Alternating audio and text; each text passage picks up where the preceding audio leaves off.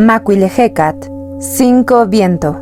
Audiolibros de mujeres para mujeres presenta Donde cruzan los brujos, de Taisha Avelar.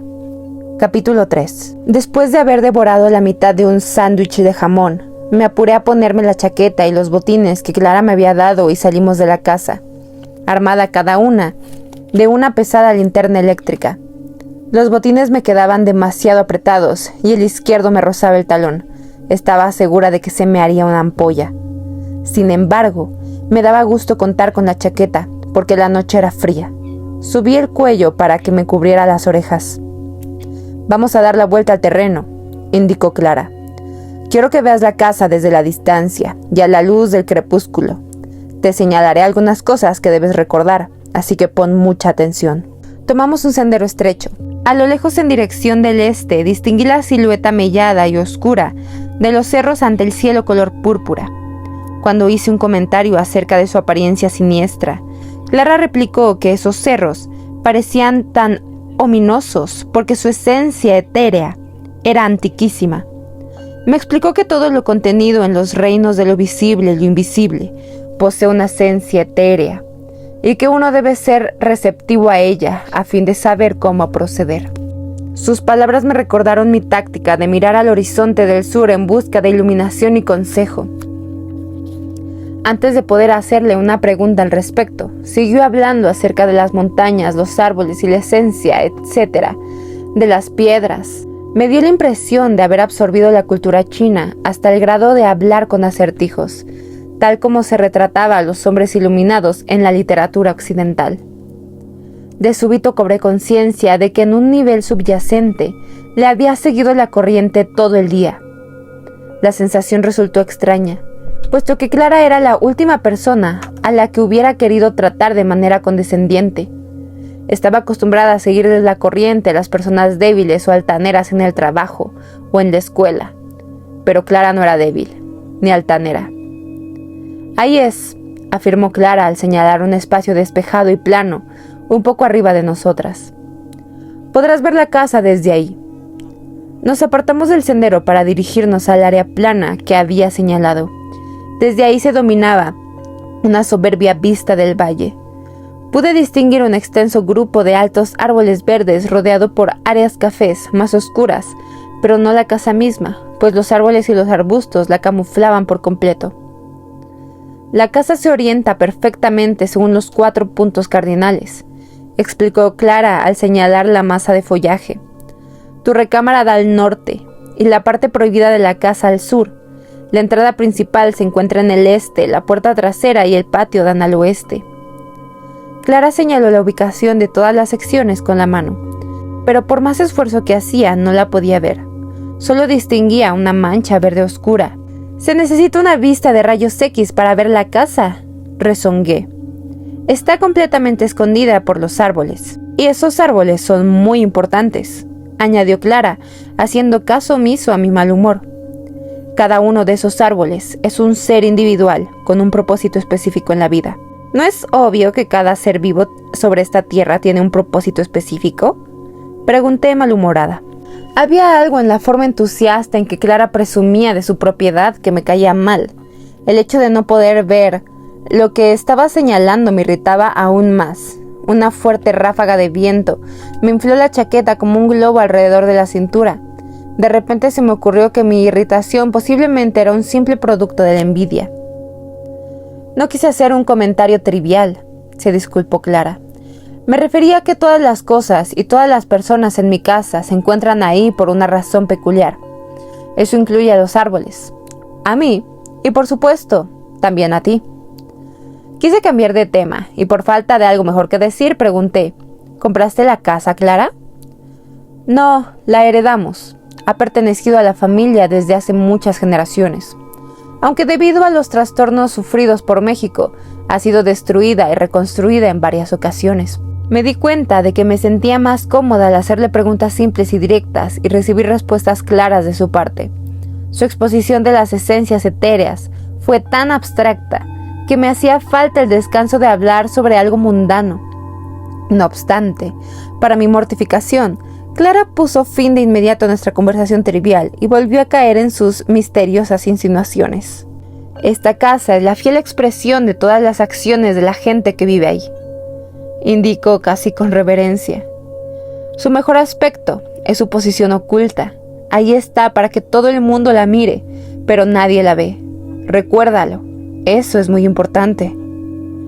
¿Cómo se me va a olvidar?, pensé. Llevaba 20 minutos forzando la vista en la semioscuridad para tratar de distinguir la casa. Hubiera querido contar con unos binoculares para poder satisfacer mi curiosidad.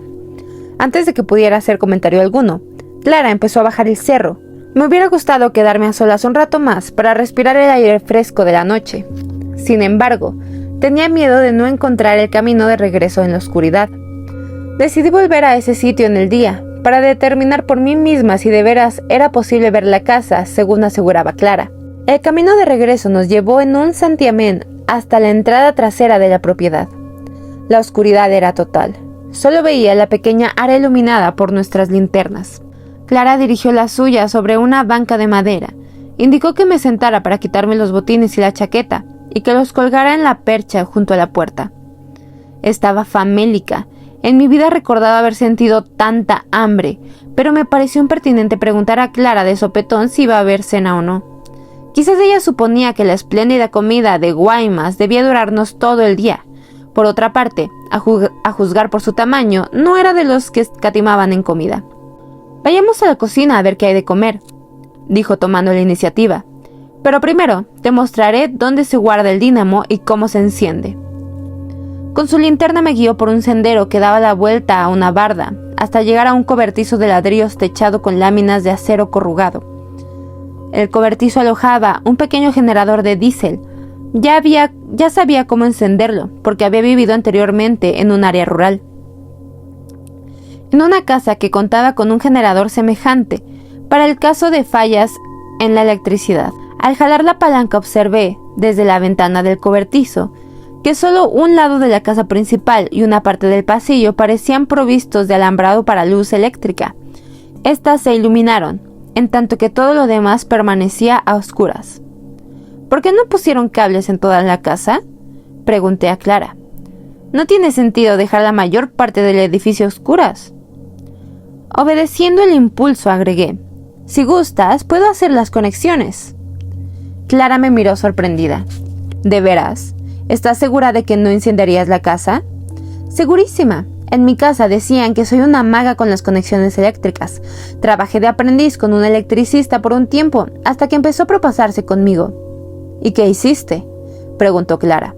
Le dije dónde podía meter sus cables y renuncié. Clara soltó una risa gutural. No entendí que encontraba tan gracioso el hecho de que hubiera trabajado de electricista o que éste me hiciera proposiciones amorosas. Gracias por la oferta, dijo Clara cuando recuperó la voz. Pero la casa tiene justo el alumbrado que queremos. Solo usamos la electricidad donde hace falta. Supuse que se necesitaría en la cocina y que esa debía ser la parte de la casa que contaba con luz. Automáticamente eché a andar hacia el área iluminada. Clara me jaló de la mano para detenerme. ¿A dónde vas?, preguntó. A la cocina. Vas al revés, indicó. Este es el México rural. Ni la cocina ni el baño se encuentran dentro de la casa principal. ¿Qué crees que tenemos aquí? ¿Refrigeradores eléctricos y estufas de gas? Me siguió por un costado de la casa, pasando de largo su gimnasio hasta otro edificio pequeño que no había visto antes. Se encontraba casi totalmente oculto por árboles espinosos en flor. La cocina resultó ser una sola y enorme habitación provista de un piso de losetas, paredes recién escaladas y en el cielo raso, una brillante hilera de focos de luz concentrada. Alguien se había tomado muchas molestias para instalar accesorios modernos. No obstante, los utensilios eran viejos. De hecho, parecían antigüedades. De un lado de la habitación había una gigantesca estufa de hierro para madera, la cual sorprendentemente parecía estar encendida. Contaba con un fuelle de pie y un tubo de escape que salía por el techo. Enfrente había dos largas mesas estilo campestre flanqueadas por sendas blancas a cada lado. Junto a ellas había una mesa de trabajo rematada con una tabla de carnicero de 10 centímetros de grueso. La superficie de la madera parecía gastada, como si se hubiera picado interminablemente.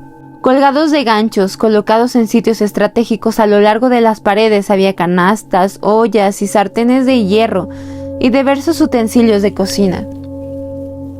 El lugar tenía el aspecto de una cocina bien equipada, rústica pero cómoda, como aparecen retratadas en ciertas revistas. Había 3 cazuelas de barro con tapa sobre la estufa. Clara me indicó que me sentara en una de las mesas. Dándome la espalda, se dirigió a la estufa y se puso a mover y a revolver la comida con un cucharón. En unos cuantos minutos me sirvió una cena que consistía en caldo de carne, arroz y frijoles. ¿A qué hora preparaste esta comida?, pregunté con auténtica curiosidad, porque no podría haber tenido tiempo para ello. Lo hice todo rapidísimo hace un rato y lo dejé cociéndose en la estufa antes de que nos fuéramos, replicó alegremente. ¿Qué tan crédula crees que soy?, pensé. Hacen falta horas para preparar una comida así. Clara se rió con cierto empacho ante mi mirada de incredulidad. Tienes razón, indicó, como si quisiera dejar de fingir. Hay un cuidador que a veces guisa para nosotros. ¿Y está aquí ahora? No. Debió venir por la mañana, pero ya se fue. Come tu cena y no te preocupes por detalles tan insignificantes como de dónde salió. Clara y su casa están llenas de sorpresas. Fue la idea que cruzó mi mente, pero estaba demasiado cansada y hambrienta como para hacer más preguntas o meditar cualquier cosa que no fuese de interés inmediato. Comí de forma voraz. No quedaba rastro alguno de los camarones gigantes que había engullido al mediodía. Para una persona que normalmente era melindrosa para comer, estaba yo devorando mi comida. Niña siempre fui demasiado nerviosa como para descansar y disfrutar la comida. Siempre pensaba en todos los trastes que tendría que lavar después. Cada vez que alguno de mis hermanos usaba un plato adicional o una cuchara innecesaria, yo me achicaba. Estaba segura de que deliberadamente usaban el mayor número de trastes posible, con el único fin de hacerme lavar más. Por encima de todo, mi padre solía aprovechar la oportunidad brindada por cada comida para discutir con mi madre. Sabía que los buenos modales de ella le impedirían abandonar la mesa hasta que todos hubiéramos terminado de comer. Por lo tanto, aprovechaba para ventilar todas sus quejas y resentimientos. Clara dijo que no haría falta que lavara los trastes, aunque ofrecí mi ayuda. Nos dirigimos a la sala, al parecer una de las habitaciones que en su opinión no requerían electricidad, porque estaba completamente a oscuras. Clara prendió un quinqué de gasolina. En mi vida había visto la luz de tal lámpara. Era brillante y misteriosa, pero al mismo tiempo suave y delicada. Sombras trémulas se proyectaron por todas partes. Me sentí inmersa en un mundo de ensoñación, lejos de la realidad exhibida por las luces eléctricas. Clara, la casa y la habitación parecían pertenecer a otro tiempo, a un mundo diferente. Prometí presentarte a nuestro perro, afirmó Clara al sentarse en el sofá. Es un auténtico miembro de la familia. Debes de tener mucho cuidado con lo que sientes o dices cerca de él. Me senté a su lado. ¿Es un perro sensible y neurótico?, pregunté temerosa ante la idea de conocerlo. Sensible, sí. Neurótico, no. Estoy convencida seriamente de que este perro es un ser altamente desarrollado. Pero el hecho de ser perro le torna difícil a esta pobre alma, si no es que imposible, trascender la idea del yo. Me reí en voz alta ante la absurda noción de que un perro tuviese un concepto de sí mismo, y se verá clara el disparate que había dicho. Tienes razón, aceptó. No debería usar la palabra yo, más bien debería decir que está perdido, en el estado de sentirse importante. Sabía que estaba burlándose de mí. Mi risa se tornó más reservada. Es posible que te rías, pero estoy hablando en serio, señaló Clara en voz baja. Dejaré que tú misma lo juzgues. Se acercó a mí y bajó la voz a un susurro. A sus espaldas le decimos sapo, porque eso parece, un enorme sapo. Pero no te atrevas a decirle eso en su cara. Te atacaría y te haría pedazos. Ahora bien, si no me crees, o si eres lo bastante temeraria o estúpida como para intentarlo, el perro se enojará. Solo hay una cosa que puedes hacer. ¿Y esa cuál es?, Pregunté siguiéndole la corriente otra vez, aunque en esta ocasión con auténtico temor. Tienes que decir muy rápido que yo soy la que parece un sapo blanco. Le encanta escuchar eso. No iba a dejarme engañar por sus trucos. Me creía demasiado sofisticada como para creer tales tonterías. Has de haber entrenado a tu perro para reaccionar en forma negativa a la palabra sapo, argumenté. Tengo cierta experiencia con las cuestiones del entrenamiento canino. Estoy segura de que los perros no tienen inteligencia suficiente como para saber qué es lo que la gente dice de ellos, y mucho menos para ofenderse por ello. Entonces hagamos lo siguiente, sugirió Clara. Deja que te lo presente. Luego buscaremos ilustraciones de sapos en un libro de zoología y los comentaremos. En algún momento tú me dirás en voz muy baja: definitivamente parece un sapo. Y veremos qué pasa. Antes de que tuviese oportunidad de aceptar o rechazar su propuesta, Clara salió por una puerta lateral y me dejó sola. Me aseguré a mí misma que la situación estaba bajo control y que no permitiría a esa mujer persuadirme de cosas tan absurdas como la existencia de perros dueños de una conciencia altamente desarrollada. Estaba animándome mentalmente para incrementar mi confianza cuando Clara volvió con el perro más grande que había visto en mi vida. Era macho, macizo, con unas patas gordas del tamaño de platillos para el café. Tenía el pelo negro y lustroso y unos ojos amarillos que mostraban una expresión mortal de aburrimiento. Sus orejas eran redondas y su cara abultada y arrugada a los lados. Clara tenía razón, decididamente se parecía a un gigantesco sapo. El perro se me acercó sin vacilar, se detuvo y luego miró a Clara, como esperando a que dijera algo. Taisha, permíteme presentarte a mi amigo Manfredo. ¿Manfredo? Ella es Taisha.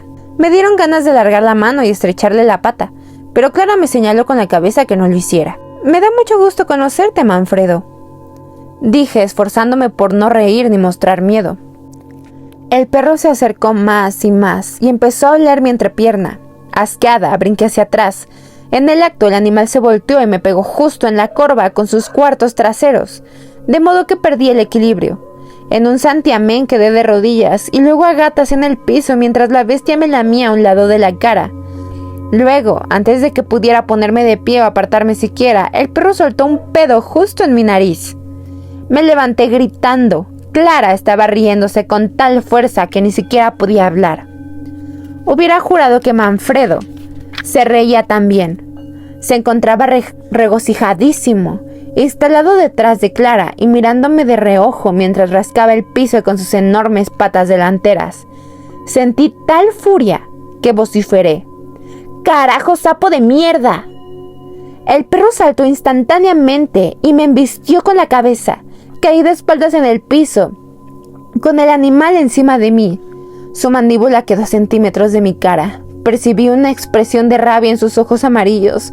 El olor de su fétido aliento bastaba para hacer vomitar a cualquiera, y yo definitivamente estaba a punto de hacerlo. Cuanto más fuertes las voces de auxilio que dirigía a Clara para que me quitase el maldito perro de encima, más feroces se hicieron sus gruñidos. Estaba a punto de desmayarme del miedo cuando escuché a Clara gritar, por encima de los gruñidos del perro y mis voces: «¡Dile lo que te dije! ¡Díselo pronto!». Me encontraba demasiado aterrada para hablar. Exasperada, Clara trató de mover al perro jalándolo de las orejas, pero solo logró enfurecerlo aún más. «¡Díselo! ¡Dile lo que te dije!», gritó Clara. Mi terror me impidió recordar lo que debía decirle. Estaba a punto de perder el conocimiento cuando me escuché gritar: «¡Mil perdones! Clara es la que parece un sapo». En el acto, el perro dejó de gruñir y se quitó de mi pecho. Clara me ayudó a levantarme y me llevó al sofá. El perro nos acompañó como si quisiera ayudarla. Clara me hizo beber un poco de agua tibia, la cual me dio más náuseas todavía. Apenas conseguí llegar al baño antes de devolver el estómago en forma violenta. Más tarde, mientras descansaba en la sala, Clara sugirió que viéramos el libro sobre sapos con Manfredo, para darme la oportunidad de repetir que Clara era la que parecía un sapo blanco. Advirtió que debía borrar todo vestigio de confusión de la mente de Manfredo. «El ser perro lo hace muy mezquino», explicó. Pobrecito, no quiere ser así, pero no puede evitarlo. Se le inflama el ánimo cada vez que cree percibir una burla en su contra. Le dije que mi estómago no sería capaz de realizar más experimentos en psicología canina. No obstante, Clara insistió en llevar el juego hasta el final. En cuanto hubo abierto el libro, Manfredo se acercó para ver las ilustraciones. Clara bromeó y se burló del extraño aspecto de los sapos. Algunos de ellos eran definitivamente feos. Reaccioné y le seguí la corriente.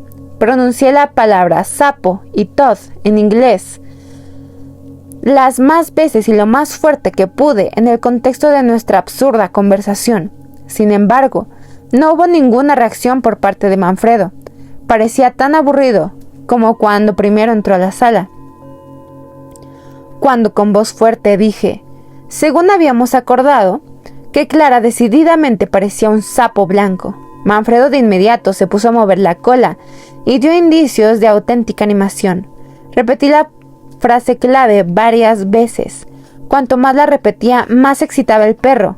Entonces me llegó una repentina inspiración y afirmé que yo era un sapo flaco, empeñado en ser algún día un sapo gordo igual que Clara.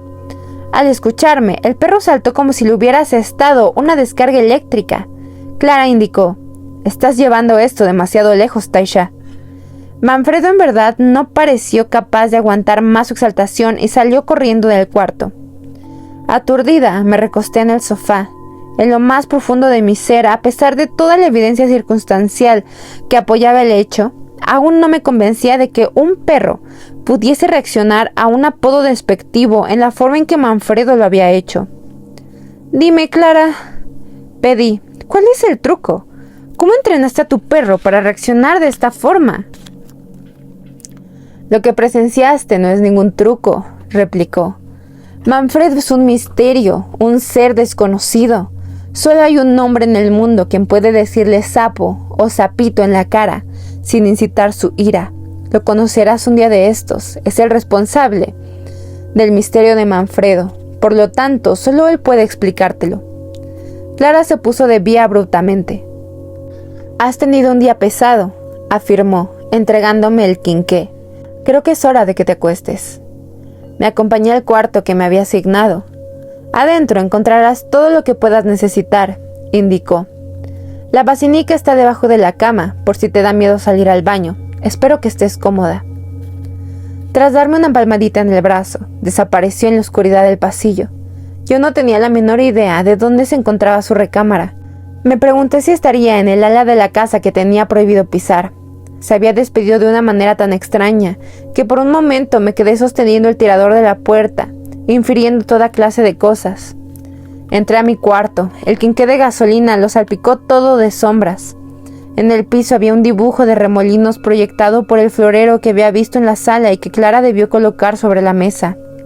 El baúl tallado en madera formaba una mesa de tenues matices de gris. Los postes de la cama eran líneas serpenteantes que subían por la pared como culebras. En el acto entendí la presencia del jugueteo de caoba, lleno de figurillas y objetos de esmalte tabicado. La luz del quinqué los había transformado por completos, creando un mundo fantástico. Se me ocurrió que el esmalte tabicado y la porcelana no van con la luz eléctrica. Quería explorar el cuarto, pero estaba agotadísima. Puse el quinqué sobre la pequeña mesa junto a la cama y me desvestí. Sobre el respaldo de una silla estaba tendido un camisón blanco de muselina que me puse. Pareció quedarme, al menos no colgaba en el piso. Me metí en la cama blanda y me acosté con la espalda apoyada en las almohadas. No apagué la luz de inmediato. Me quedé intrigada, observando las sombras surrealistas. Recordé el juego al que de niña solía entregarme a la hora de ir a la cama. Contaba el número de sombras que podía identificar en las paredes de mi cuarto. La brisa que entraba por la ventana medio abierta hizo revolotear las sombras sobre las paredes. Agotada como estaba, me imaginé ver figuras de animales, árboles y pájaros volando. En medio de un haz de luz grisácea, distinguí el tenue perfil de la cara de un perro. Tenía las orejas redondas y un hocico chato y arrugado. Pareció guiñarme el ojo. Sabía que era Manfredo. Extrañas sensaciones y preguntas inundaron mi mente. ¿Cómo debía clasificar los acontecimientos del día? No lograba explicar ninguno de ellos de manera satisfactoria. Lo más extraordinario era la certeza de saber que mi último comentario, el que yo era un sapo flaco en proceso de ser igual que Clara, había establecido un lazo de empatía entre Manfredo y yo. También sabía de cierto que era imposible pensar en él como un perro ordinario y que ya no le tenía miedo. Aunque se me hiciera difícil creer, Manfredo parecía poseer una inteligencia especial que le permitía comprender lo que Clara y yo estábamos diciendo. El viento de súbito separó las cortinas y disolvió las sombras en medio de una trémula ráfaga de tela centellante. La cara del perro empezó a fundirse con las otras marcas sobre la pared, las cuales me imaginé como unos hechizos que me otorgarían fuerza para enfrentar la noche. Pensé que era extraordinario que la mente pudiera ser capaz de proyectar sus experiencias sobre una pared vacía, como si fuera una cámara que ha almacenado un metraje interminable de película. Las sombras oscilaron cuando bajé la mecha de la lámpara, al desvanecerse el último rastro de luz en la habitación, hundiéndome en la oscuridad total. No me dio miedo la oscuridad, ni me angustiaba el hecho de encontrarme en una cama y una casa extrañas. Clara había dicho que era mi cuarto. Después del corto rato que llevaba en él, ya me sentía por completo en mi elemento. Tenía la intensa sensación de estar protegida. Al mirar el espejo oscuro delante de mí, observé que el aire del cuarto se tornaba efervescente. Recordé las palabras de Clara acerca de la carga de energía imperceptible que llevaba la casa como una corriente eléctrica que fluía por sus cables. Debido a toda nuestra actividad, no me había dado cuenta de ello antes. No obstante, ahora, en el silencio total, claramente escuché un suave zumbido. Luego vi unas minúsculas burbujas saltar por todo el cuarto a una velocidad tremenda. Chocaban frenéticamente unas con otras, despidiendo un zumbido monótono, igual al de miles de abejas. La habitación y toda la casa parecían cargadas de una sutil corriente eléctrica que llenaba por completo mi ser.